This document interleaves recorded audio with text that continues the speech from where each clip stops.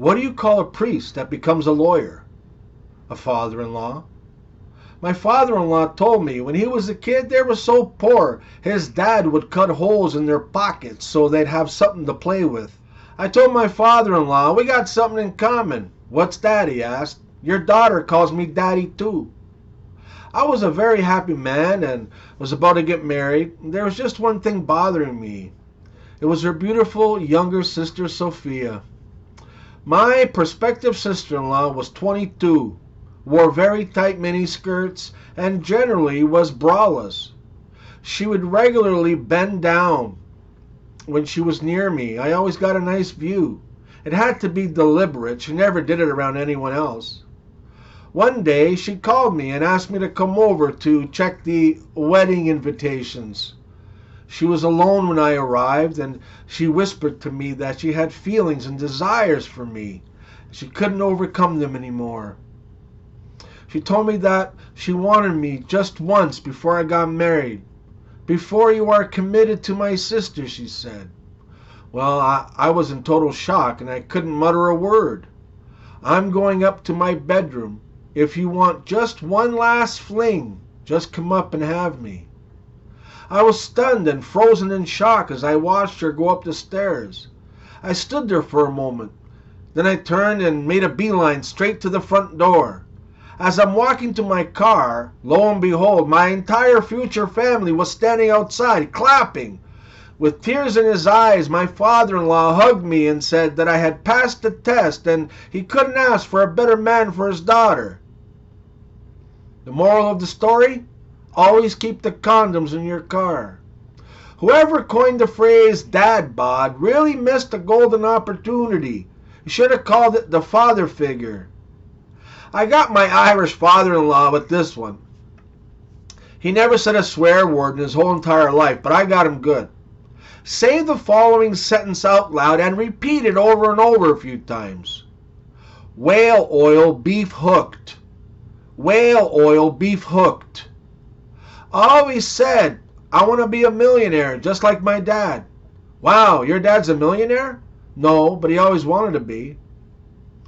Dad walks into a strip club, he leans over and he says to a dancer, twerking hard or hardly twerking?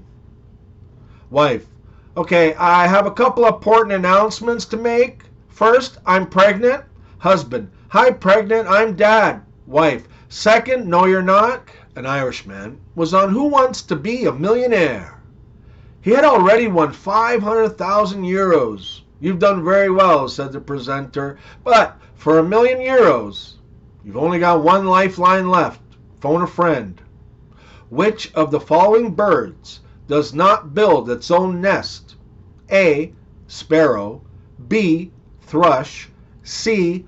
Magpie, or D. Cuckoo? I don't know, said Mick. I'll have to use my last lifeline and phone my friend Patty. Patty wasn't the smartest, but Mick had his number memorized. Mick rang and repeated the question to Patty. That's simple, said Patty. It's cuckoo. Are you sure? There's a lot of money running on this. Yes. Mick hung up and said, I'll go with cuckoo. Is that your final answer? Asked Chris. Yep. There was a pause. Then the presenter screamed, Cuckoo is correct! You've won 1,000,000 euros! Mick called Patty. Tell me, Patty, how in heaven's name did you know it was cuckoo that doesn't build its own nest? Well, duh, because he lives in a clock. I don't always tell dad jokes, but when I do, he laughs.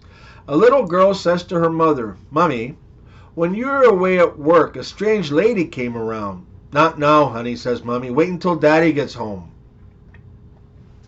So they waited until Daddy got home. And then Mummy says, Now, dear, what were you saying about Daddy and that strange lady? And Daddy starts to say something, but Mummy says, You keep quiet. I'll be talking to my attorney in the morning. Carry on, dear. Well, says the little girl, Daddy told me to stay downstairs while they went upstairs, but I followed them without Daddy seeing me. And I saw them hugging and kissing at the top of the stairs.